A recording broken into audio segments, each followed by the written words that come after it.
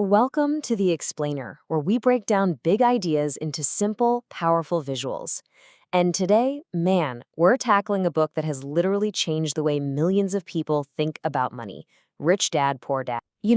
This single sentence right here, it's really the key to Robert Kiyosaki's entire philosophy.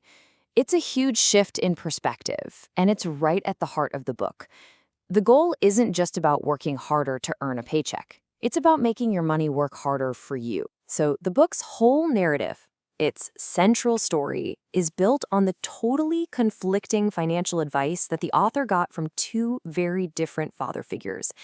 And this isn't just some story. It's really a framework for understanding two completely different ways to approach life and money. And their philosophies were just polar opposites. It really sets the stage for two completely different financial destinies. One view tells you to be cautious, that money is almost a problem you have to deal with. The other, it sees money as a tool. And the lack of it, well, that's the real problem you need to solve. So on one side, you have the poor dad. Now, this is his biological father, highly educated, a government employee, and he preached that traditional path we all know. Get a good job, get that steady paycheck. But then, on the other side, you've got the rich dad. This was his friend's father, an entrepreneur who, had way less formal education, but actually built his wealth through businesses and really smart investments. Okay, so this is where the rich dad's philosophy just completely flips the conventional script.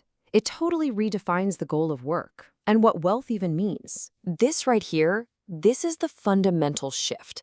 See, instead of just trading your time for money in a job, the goal becomes using your time to build or buy things that make money for you, even when you're not actively working. It's all about creating systems that pay you. And Rich Dad's definition of an asset, it's just brutally simple. I love this.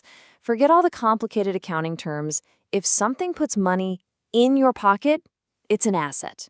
End of story.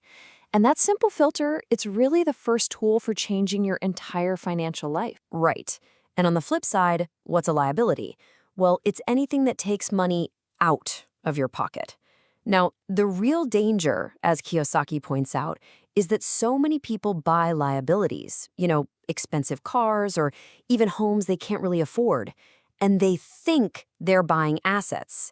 That confusion, that's the cornerstone of financial struggle for so many. So the path to wealth is all about systematically buying things from that column on the left.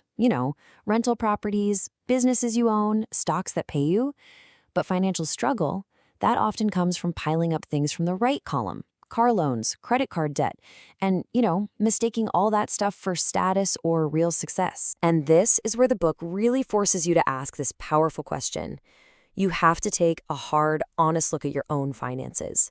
Are you buying things that pay you, or are you buying things that you have to pay for? It's a really simple audit, but wow, it can reveal so much about where you're actually headed financially. All right, so how do you actually get good at buying assets? Well, that brings us to the next core concept, and it's a big one: financial intelligence. And the book makes this powerful argument that this crucial knowledge is deliberately left out of our traditional education system. So the takeaway is you have to seek out financial literacy on your own, because schools, they're really designed to create good employees, not savvy investors or business owners. And Kiyosaki argues that this huge educational gap is exactly what keeps so many people stuck in what he calls the rat race. And look, building this financial intelligence, it's a process, right? It's not a one-time thing. It starts with just understanding the language of money, the numbers. Then it's about learning how to manage risk, not just run away from it. And finally, it's about mastering the systems like taxes and corporate law that the rich really use to their advantage. And here, you can just see that core difference in mindset play out perfectly. The poor dad's advice, it comes from a place of fear. Risk is bad, avoid it at all costs. But the rich dad's advice, that comes from a place of knowledge. He says risk is just part of the game, so you have to learn to manage it.